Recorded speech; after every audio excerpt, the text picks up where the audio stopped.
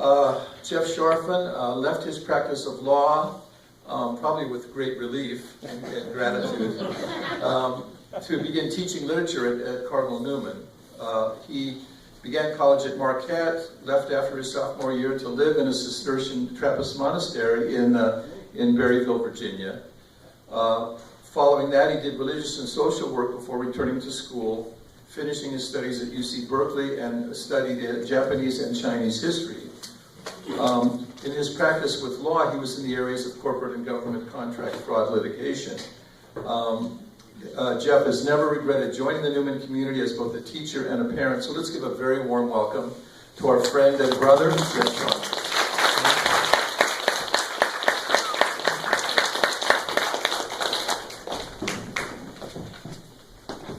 Well, after that introduction, I feel like I better not fail.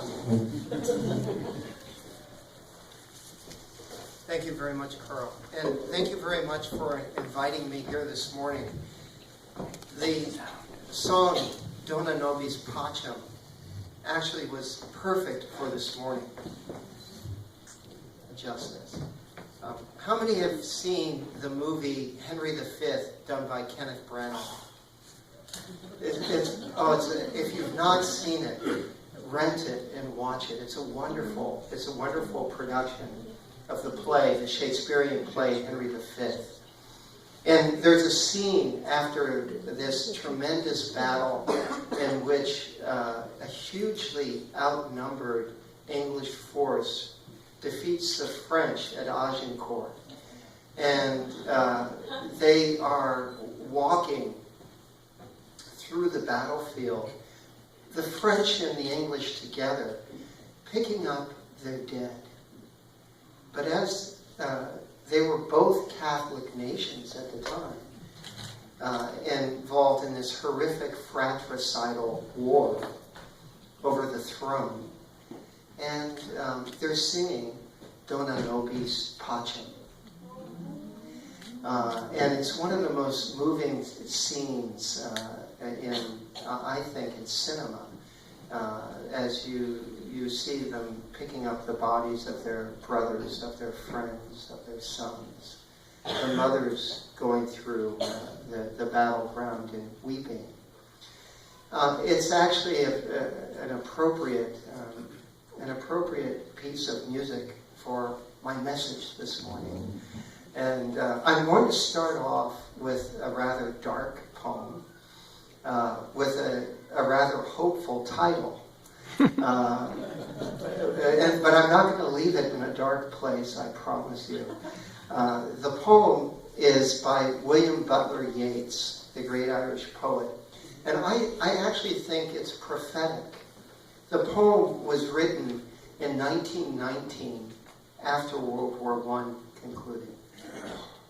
And Yeats was looking at the world and looking at the violence that was unleashed in the world and wondering what we had given birth to. The title of the poem, ironically, is called The Second Coming. Turning and turning in a winding gyre, the falcon cannot hear the falconer. Things fall apart. The center cannot hold. Mere anarchy is loosed upon the world. The blood-dimmed tide is loosed, and everywhere the ceremony of innocence is drowned. The best lack all conviction, while the worst are full of passionate intensity. Surely some revelation is at hand. Surely the second coming is at hand. The second coming. Hardly are those words out when a vast image out of Spiritus Mundi troubles my sight. Somewhere in sands of the desert, a shape with lion body, in the head of a man, a gaze blank and pitiless as the sun, is moving its slow thighs, while all about it real shadows of indignant desert birds. The darkness drops again. But now I know that 20 centuries of stony sleep were vexed to nightmare by a rocking cradle. And what rough beast, its hour come round at last, slouches towards Bethlehem to be born.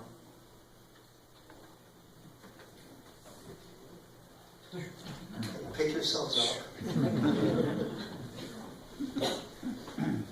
I absolutely love that poem. And I feel the poem was prophetic in the sense that just a short 20 years after it was written, the world faced another horrific war. World War II began. And in the years, just 4 years after the poem was written, Mussolini rose to power in Italy in 1923.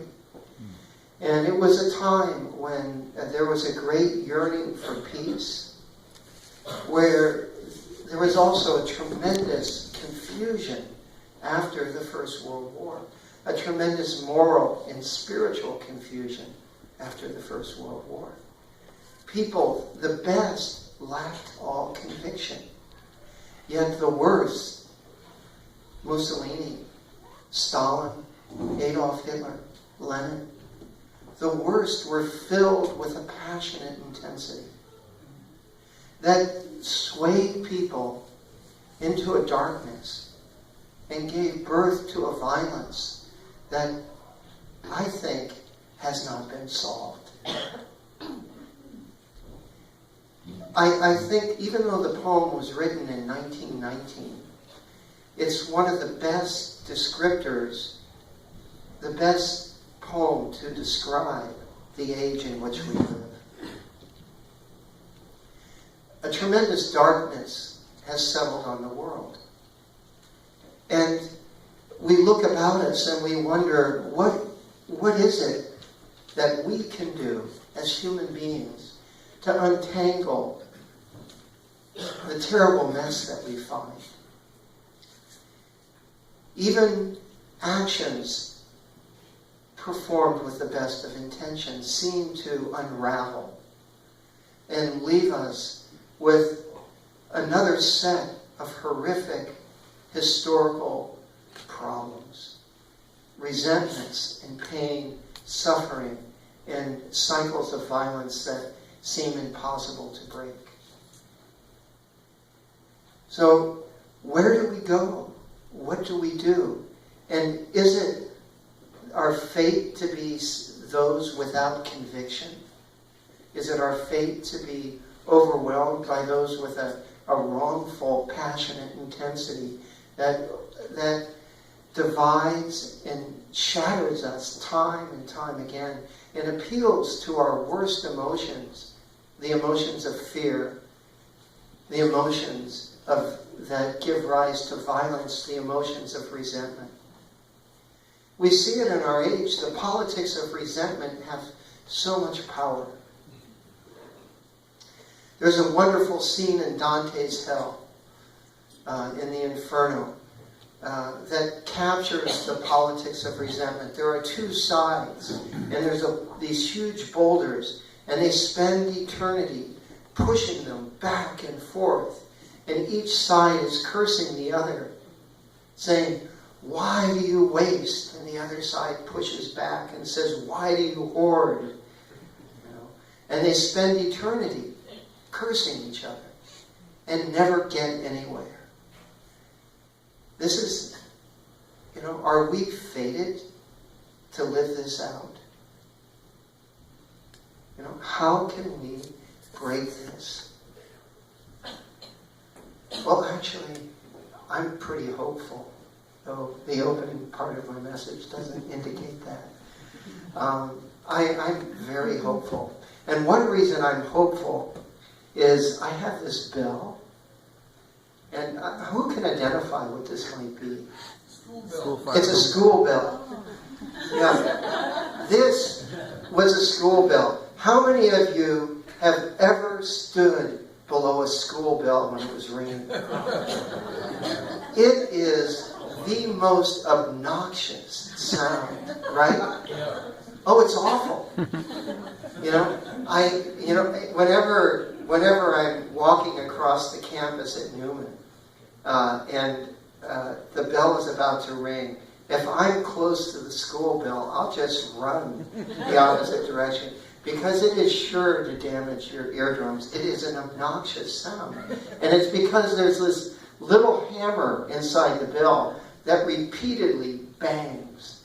It's like the student that really wants attention and really uses the worst means by which to gain it, right?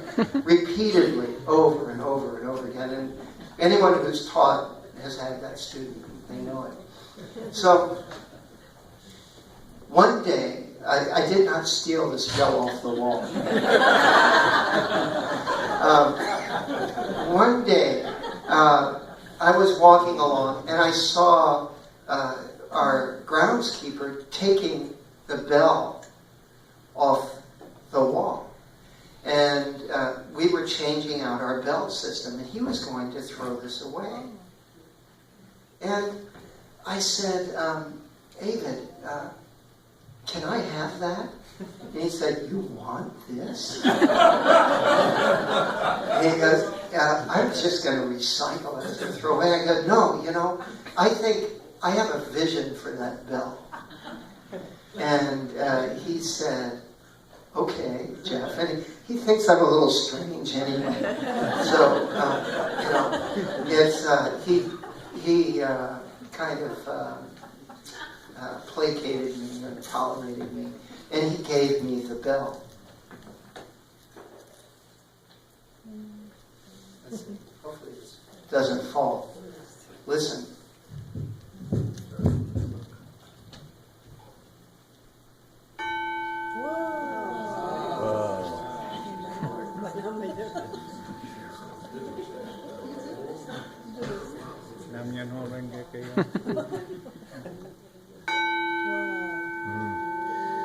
Tibetan Buddhism.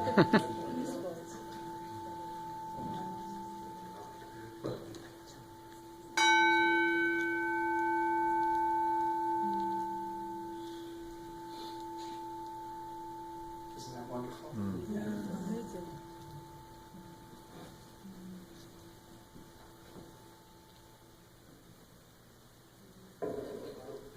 That's why I have hope. Okay.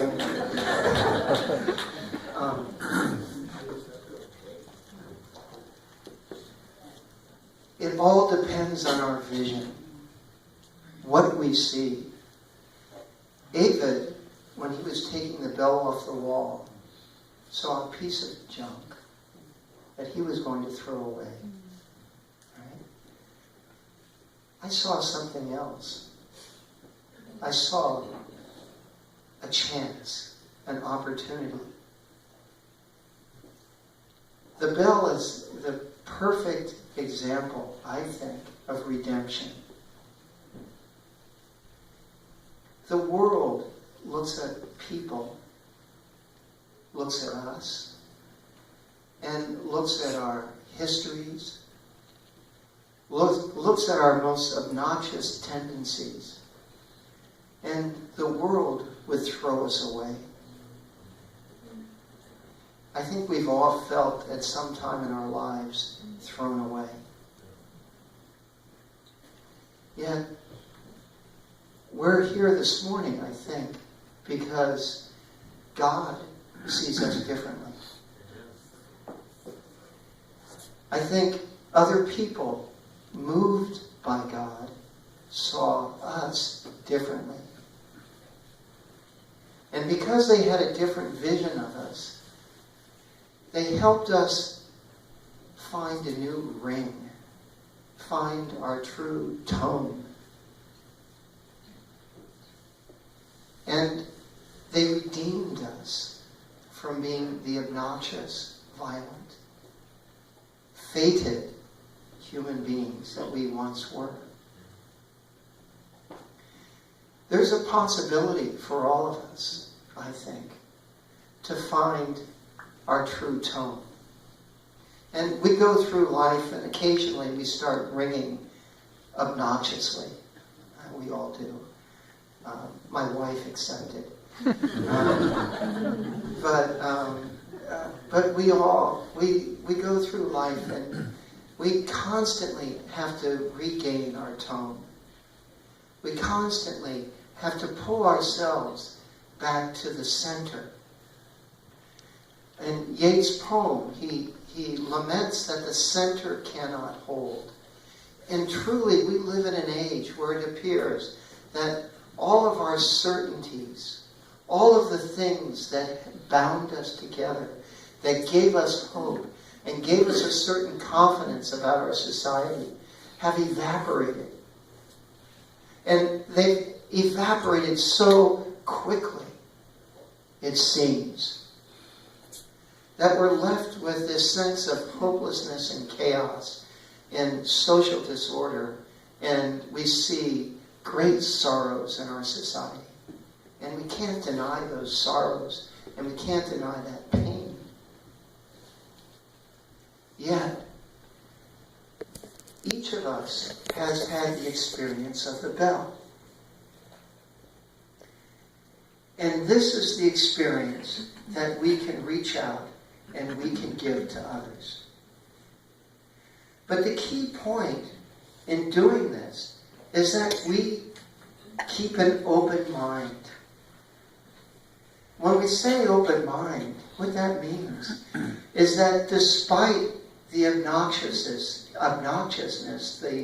the ringing, the incessant ringing of others, that actually, if we have the vision, we can help others find their true tone. We can make that our spiritual practice. Seeing with a certain openness the possibility that others hold. And extending to others the same possibility and the same hope, the same vision that was extended to us. I'm going to say something very absolute now. And that is, there is no other way out of this problem. There is no other way out of this problem. We cannot improve our world without offering the possibility of redemption and change, even to our worst enemies, and even to those we fear the very most, even to those who've betrayed us the most deeply and given us the most pain. That's the very essence of the gospel message, is that there can be hope, there can be change, but it has to be authentic, and it has to be extended time and time again. So the question, when asked of Jesus, how many times do we forgive our brother? 77 times 7 times. And it wasn't just a nice saying, a platitude. It's the only way we have out of this mess. It is really the way we cut the Gordian knot.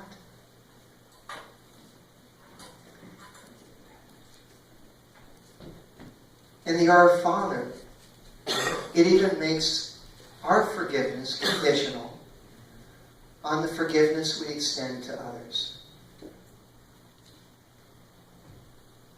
That's how very important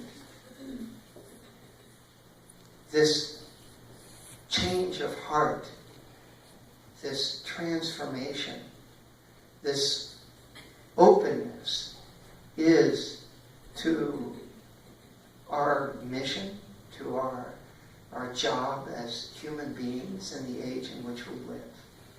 This is our call. So, as we go forward, and as we encounter, we're in the middle of a tumultuous political season, as we know. You can't turn on the television without hearing wild things. And everyone's trying to stoke our resentments. Everyone's trying to appeal, I think, often to the darkest parts of our characters. And believe me, we all have those corners of ourselves that can be appealed to, where we have been hurt and we feel great suffering. And we want to lash out. I think this is where the message of hope is so important. That message of hope requires us to offer a path of redemption to others. And it doesn't mean that I take my truth and I beat you over the head with it. Because if we do that, we just contribute to the cycle of violence that plagues us. I have my personal convictions. And, what really matters is not what I'm thinking. It's not what I've got in my head, and it's not the certainties I hold. But it's the quality of my heart and the quality of my love and what I'm able to gift to this world through my daily life by loving and serving others. This is the way out. And we always have this option before us. It's always present before us. And this is why we can have hope. Because it doesn't matter how dark and awful the situation becomes. We always have the possibility of bringing light and love and warmth into our world. At any moment, at any time. It just depends on what we choose to do. Amen. Amen.